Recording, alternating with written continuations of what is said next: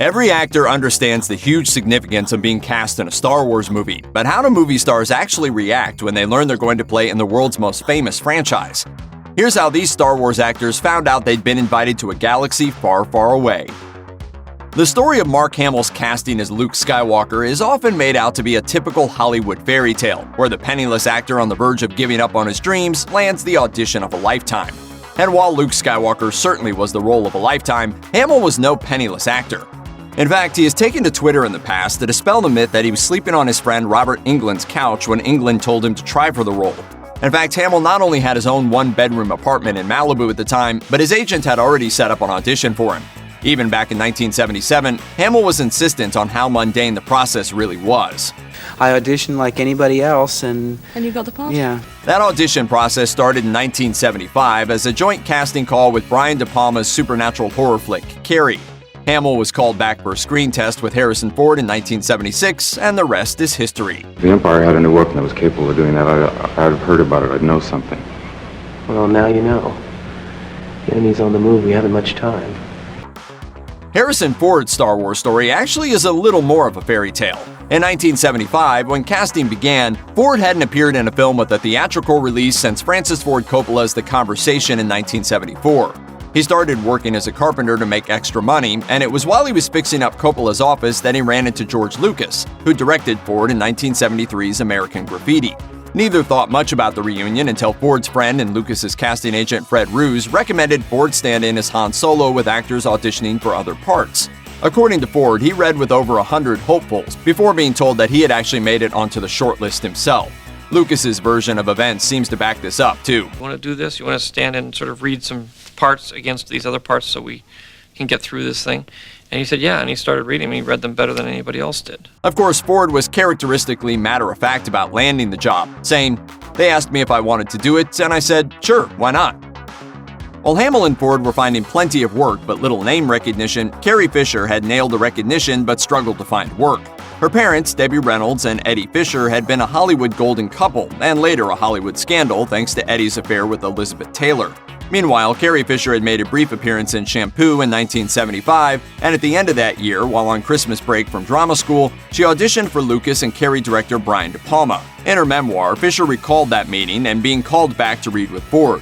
When her agent called to tell her she'd got the part, Fisher wrote, "He laughed, then I laughed and dropped the phone and ran out into the front yard and into the street. It was raining. It didn't rain in LA. It was raining in LA and I was Princess Leia." As happy as she was to become Princess Leia, however, the role did come with a few drawbacks. They asked me to lose, at that point, 10 pounds, because they thought it was all on my face. One person who didn't buy into the hype around the original Star Wars trilogy was Natalie Portman, who'd yet to turn 2 years old when Return of the Jedi was released. She was only 14 when she was offered the role of Queen Amidala in The Phantom Menace, but she'd already found critical acclaim at 13. First as a trainee hitman in Leon the Professional, and then later in 1995's Heat. On the press tour for The Phantom Menace, Portman pointed out that she'd never even seen the other films. I hadn't seen the films until it was offered to me, so I really wasn't aware of what Star Wars was at all. Far from leaping at the chance to be in Star Wars, Portman took some time to actually consider the role before taking it. It took me a few weeks to decide about doing this film because it's a huge commitment to sign on for 3 films when you're 14. Like Harrison Ford, Samuel L. Jackson didn't entirely know what he was getting himself into when he met with George Lucas. But as a longtime Star Wars fanboy, he was totally on board nonetheless. The two first got together after Jackson went on a talk show and mentioned that he'd like to work with Lucas. Soon after, Lucas's people got in touch and arranged a meeting. He said, "I don't know what you're doing it, and I'm like, look, just make me a stormtrooper. Yeah. I just want to run across screen. Nobody even needs to know." A few months later, Jackson said he got a call that Lucas was shooting in London, and he flew out without even having seen a script. It was only when he arrived at the costume fitting and was handed the iconic robes that he learned that he was going to be playing a Jedi. Jackson also got to choose his own lightsaber handle, which the prop department inscribed with the initials BMF. Now, I want you to go in that bag and find my wallet. Which one is it? It's the one that says bad m***. Jackson later said that despite his character's unpleasant fate in Revenge of the Sith, he'd still happily make more Star Wars movies. Even before being cast as the sequel trilogy's force-wielding heroine Rey, Daisy Ridley felt like she was in touch with something supernatural. And one of them went, oh, apparently they're doing a new Star Wars film. And I literally, my whole body went tingly. And I was like, I think I'm going to get a part in this film.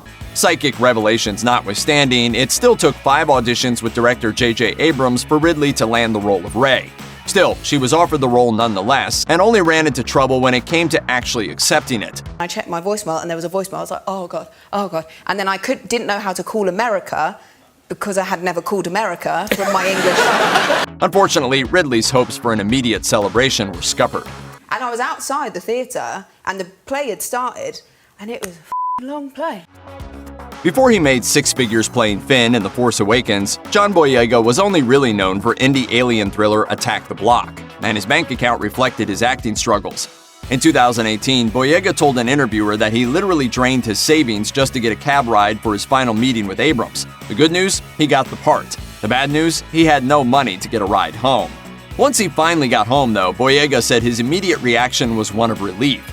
I was looking forward to getting a good night's sleep where I wasn't contemplating whether my life would change or not, or whether I was going to work on a franchise. However, not everyone at home fully grasped the importance of the moment. And I was like, Dad, I've just been cast in Star Wars. And he was just like, oh my God, you are in Star Wars? That is fantastic, I knew it.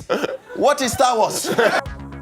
Before he was cast in Star Wars, Oscar Isaac was an indie darling who'd appeared in a number of low-budget movies that performed well both with critics and at the box office.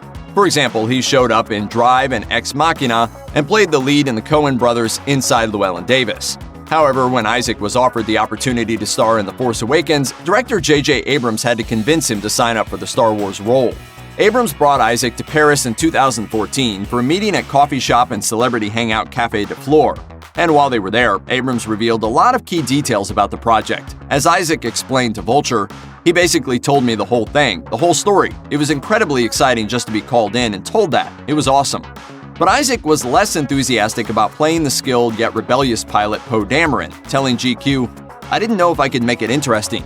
After a few days thinking it over, he signed up, but wasn't necessarily fulfilled by the role, explaining, I actually felt the most green and insecure that I had in a long time. It felt weird and like I was not being creative. Of course, the experience wasn't enough to put him off blockbuster franchises. In 2016, he played the eponymous villain in X-Men Apocalypse. Adam Driver was busy filming HBO's critically acclaimed series Girls when he got the call about Star Wars, and Driver's road to the role of Kylo Ren wasn't exactly run-of-the-mill. In fact, Driver clarified in 2016 that he never even auditioned for the role. Driver has also said that all that waiting meant it took a while for it to hit him that he wasn't just preparing for any old film, but a Star Wars film. In the end, it wasn't until he found himself surrounded by the movie's costumes that he realized what he was in for. The new characters and stormtroopers, the new updated version of them, and that was the first time that I was like, oh my God, this is Star Wars. While a few stars might have professed to not being huge Star Wars fans before they took their roles in the franchise, Gwendoline Christie was all in on the series. I'd wanted to be in Star Wars my whole life, you know. Yay. I've been a fan since I was 6 years old when I first saw the films. The Game of Thrones actress said she pestered her representatives constantly. I was just constantly going on and on and on about it. And I would just, every phone call, everything, say, oh, they're interested in you for this, I want to be in Star Wars. Like Adam Driver and Samuel L. Jackson, Christie said that it really hit her that she'd made it when she got to put on Captain Phasma's metal armor and cape. Of course, pre-Phasma, her favorite character was Leia, and she also majorly fangirled over meeting Carrie Fisher. She is different. She's unafraid. She's smart, she's brave, she's bold, she's unashamedly herself. Domhnall Gleeson learned that he'd landed the role of General Hux the day before The Force Awakens' now iconic first table read. In January 2016, shortly after The Force Awakens was released, Gleeson went into detail about actually taking on the role of Hux. They said he wanted power and he was intent on getting it, that he had a cool speech. Evidently, that pitch totally convinced Gleeson. You want to do stuff that's different to what you've done before, and you want to be part of things which are really good. But Gleeson did have some misgivings about the fame the role would doubtless bring him. He explained, fame is the end goal for a lot of people, but it is not mine. I worried that the accompanying fame would get in the way of how I live my life. It got a little crazy for a couple of months, and then it died down. Felicity Jones wasn't quite built for battle when she was cast as Rogue One's street-smart rebel Jyn Erso. In fact, she was most famous for playing Jane Hawking in the Stephen Hawking biopic The Theory of Everything, which had earned her an Oscar nomination but few fighting skills. My immediate reaction was that I have to do a hell of a lot of fitness and fight training in order to play this incredible leading character. Jones credits her agent with introducing her to the role, telling People, "My agent said there's a fantastic leading female role in the upcoming Star Wars that I think you're really going to love. That was my first encounter with Jyn." In typical top-secret Star Wars fashion, Jones met Rogue One director Gareth Edwards at 5:30 in the morning to discuss the project. And Jones said she knew she had to take the part when she read the script. As she put it, "It's one of those once-in-a-lifetime experiences when you read a role like that. I was just like, I have to do this." Even after taking the role, it took a little while for the enormity of it all to sink in. But Jones loved working on the film, even the intense battle sequences. As the actress explained, there was much joy in being a part of it. Before she landed the role of Rose in The Last Jedi, Kelly Marie Tran was working full-time in a temp agency by day, occasionally fitting in auditions when they came up and writing comedy sketches by night.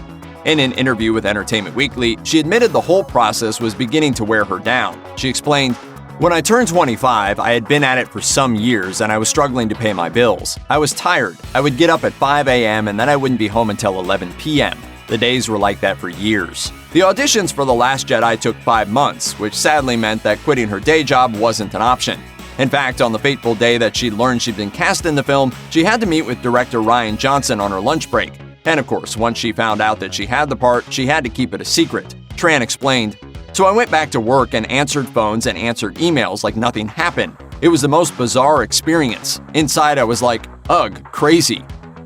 By far the cast's biggest Star Wars nerd, Laura Dern has admitted that being in Star Wars was pretty much the dream of a lifetime. When I was a little girl, about 2 blocks from here at the Cinerama Dome was the first time I ever waited in line to see a movie, being Star Wars.